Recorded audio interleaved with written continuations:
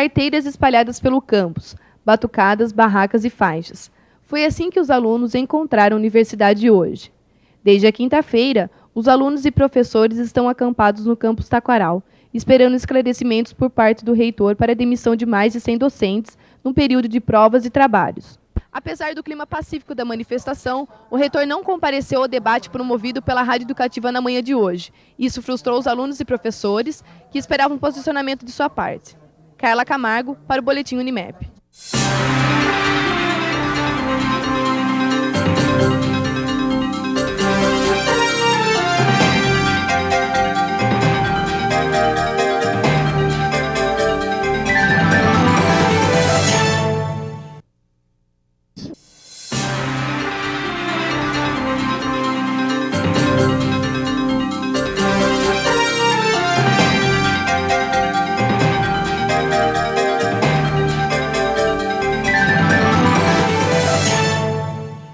Desde o início da manifestação, alunos, professores e calouros se revezam num acampamento improvisado no prédio da reitoria.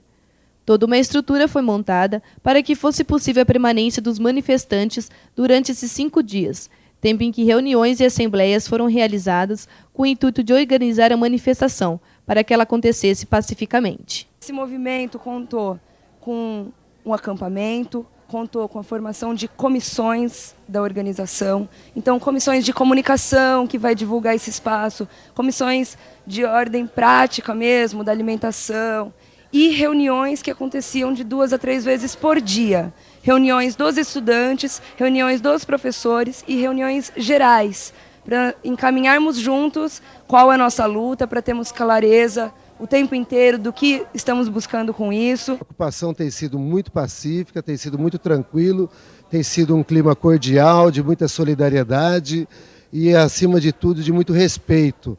As pessoas não estão desacatando a autoridade dos guardas, não estão ocupando espaços que não devem ser ocupados, só estão restritos àqueles lugares onde publicamente é de circulação geral.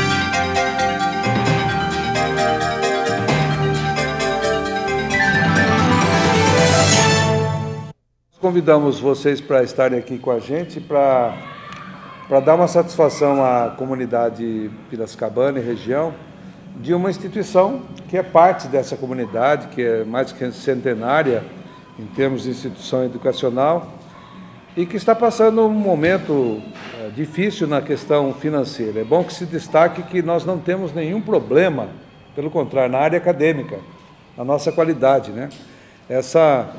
Essa é uma das tranquilidades que nós temos, que nós estamos apenas fazendo a gestão de um momento difícil na área de finanças, porque a instituição, em face de uma série de circunstâncias externas, de concorrência, de mercado, de mensalidades sendo colocadas predatoriamente para baixo, colocou a nossa instituição no momento de crise financeira que, nesse final de ano, se tornou aguda. Então, nós, no sentido de preservar seus mais de 1.300 funcionários e professores dos seus empregos, nós optamos, então, por fazer um corte no quadro de funcionários e professores, de uma pequena parcela, mas que permite reduzir a folha de pagamento a um nível mais tolerável, que permita estancar esta hemorragia do déficit mensal que tem acontecido e que tem piorado o nosso desempenho orçamentário. Então, neste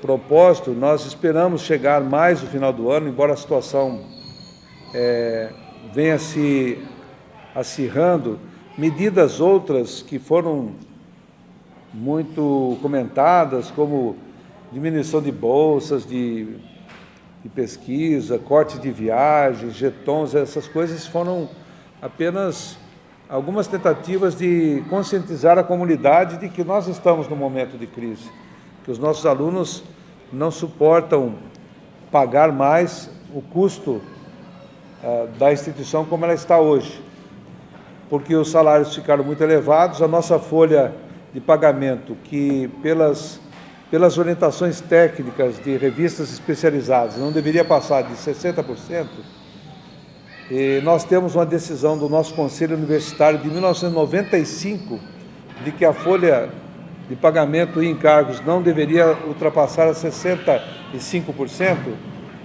nós estamos hoje com 82,9% da folha. Mesmo com as medidas que foram tomadas neste ano de plano de demissão voluntária, não foi absolutamente eficaz a medida no sentido de resolver a situação. Também houve uma diminuição da carga horária dos funcionários de 44 para 40 horas semanais, com a redução de 10% nos salários, que realmente também não resolveu. Então, nós estamos entendendo que com essa medida é como se estivéssemos passando por uma cirurgia para que a instituição volte a caminhar, porque temos um aparato muito bem instalado, nossos laboratórios estão bem, nossas bibliotecas estão boas, então nós temos condições de, vencida essa parte financeira, continuar prestando um serviço de qualidade. Não esquecemos de somar, porque nós fomos trabalhando e também a gente não gostaria de... acho que esse número vocês não vão ter, infelizmente, porque nós trabalhamos, para evitar que uma área fosse muito prejudicada, nós trabalhamos distribuindo o peso, dependendo do tamanho do curso, da faculdade, etc. Nós fomos... E também não entramos no julgamento das pessoas. As pessoas são muito dignas, muitas delas são meus amigos pessoais, o que me deixa abalado até emocionalmente.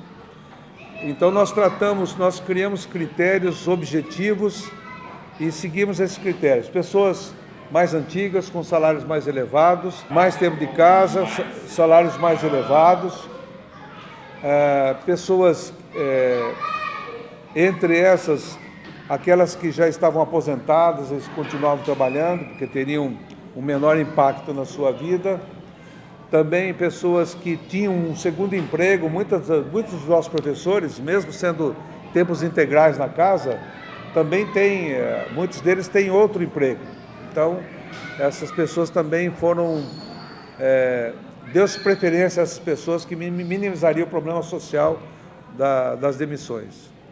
E há pessoas que realmente se dedicam totalmente à instituição e acabaram também pelo alto salário. Então não há julgamento de mérito. Essas pessoas, passado o período de carência trabalhista, elas poderão voltar, inclusive, numa tabela, vai ser publicada uma tabela salarial de valor mais baixo, acompanhando as grandes universidades públicas, como as confessionais, como é o caso da PUC de São Paulo, as próprias universidades federais. Nós devemos manter uma tabela mais baixa, mas num patamar semelhante a dessas instituições congêneres, de modo a continuar atraindo bons professores. Então a Unimep ela chegou a uma tabela, como ela privilegiou um quadro de mestres e doutores, ela é muito bem servida de mestres e doutores. A sua tabela, com o tempo, foi se ampliando, né? E hoje ela ficou defasada negativamente em relação às práticas do mercado das outras instituições que estão se adaptando rapidamente, né? Então nós temos que, infelizmente, fazer a mesma coisa. Então nós estamos aprovando uma nova tabela que ainda não foi publicada, mas deverá ser publicada brevemente, para as contratações do próximo ano. o que dará, então, dentro das estratégias, ajudará a colocar a instituição numa regularidade financeira, sem prejuízo das suas atividades principais, especialmente o ensino, né? Nós vamos precisar de uma ajuda financeira dos bancos, e os bancos só ajudam se a gente tiver um plano de saneamento, né? Porque uma instituição que está deficitária e não mostra um plano de saneamento, ninguém quer ajudar, né? Então, com essas medidas, nós também esperamos ter uma ajuda para um alongamento das nossas obrigações, de modo que nós possamos ter uma regularidade do nosso funcionamento. Uma vez que estancamos a questão do déficit, depois é uma questão de alongar essa dívida por um prazo mais longo do que é hoje, né? Hoje as dívidas estão muito concentradas no curto prazo, então nós pretendemos financiamentos mais longos para dar esse tempo que nós precisamos para fazer outras medidas, inclusive mais administrativas, porque não é só cortar pessoas, também nós temos que rever os nossos processos de gestão, que às vezes acabam causando desperdício de recursos desnecessariamente. Então nós estaremos também promovendo uma racionalização dos nossos processos administrativos, no sentido também de contribuir para esse conjunto de medidas que, somadas, que trarão, então, essa normalidade que nós pretendemos. Os funcionários, já há algum tempo, como eles têm estabilidade até o final do ano, alguns já a partir de outubro nós fomos soltando de férias, muitos têm licença, férias, fomos soltando e já avisando que eles não retornariam. Então, até dando um aviso prévio mais longo para que eles possam cuidar das suas vidas, né?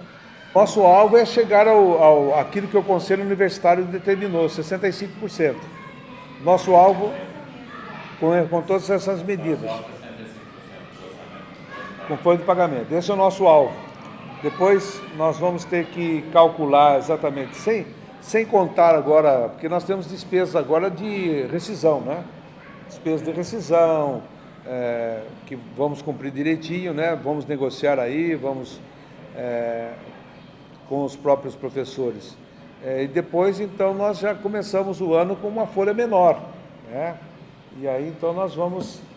um planejamento financeiro, administrativo, de modo que logo, logo nós tenhamos as condições mais favoráveis. A dívida, com os bancos, ela está na base de uns 30 milhões. O alvo seria atingir 65% da nossa receita. Então, vamos ver como é que vai ser a nossa matrícula do vestibular, até que foi razoável, o vestibular foi melhor do que a gente esperava, felizmente, né? Vamos ver agora se traduz na matrícula. E com isso a gente espera, vamos ter que fazer todo um recálculo, porque o nosso conselho diretor não poderia aceitar, como de fato não aceitou, um orçamento prevendo um déficit de 25 milhões do ano que vem. Então nós vamos ter que refazer esse orçamento, e a partir desses ajustes, e aí então nós vamos começar a um replanejamento do ano, de modo a superar essas... Eu acho que nós vamos ter um período de austeridade, né? Passado esse momento de cirurgia, vamos chamar assim, né? Nós vamos ter um momento de regularidade da atividade acadêmica, mas de muita austeridade na questão financeira. Então, nós vamos ficar sempre concentrando nossa atividade na atividade fim, que é o ensino. As outras atividades, elas também acontecerão, mas de uma maneira mais comedida, porque o momento é de austeridade. Então, nós procuraremos... A universidade é muito comprometida com a cultura, com as artes, com o esporte, com o serviço à comunidade. Nós temos muitas clínicas. Eu mencionava que se nós pararmos as nossas clínicas, a nossa prefeitura terá problemas, porque os pacientes que vêm aqui vão ter que procurar o poder público, e nós somos parceiros do poder público. Aliás, temos vários projetos em parceria com a prefeitura, com a Câmara de Vereadores, e esses projetos tendem a continuar. Talvez algumas coisas apenas nós vamos ter que encolher um pouquinho, mas nós queremos manter todas as atividades que dão realmente o elan da nossa universidade na região, e nós não podemos perder isso. Olha, nós vamos mantê-las num patamar em que a gente possa, buscando parcerias, sempre é possível, é botar criatividade, porque a parte esportiva e cultural sempre é feita com parcerias. Nós não podemos sustentar um basquete sozinhos, não podemos sustentar muitas coisas, uma orquestra ou, sei lá, um coral. A gente sempre busca parcerias e temos conseguido, né?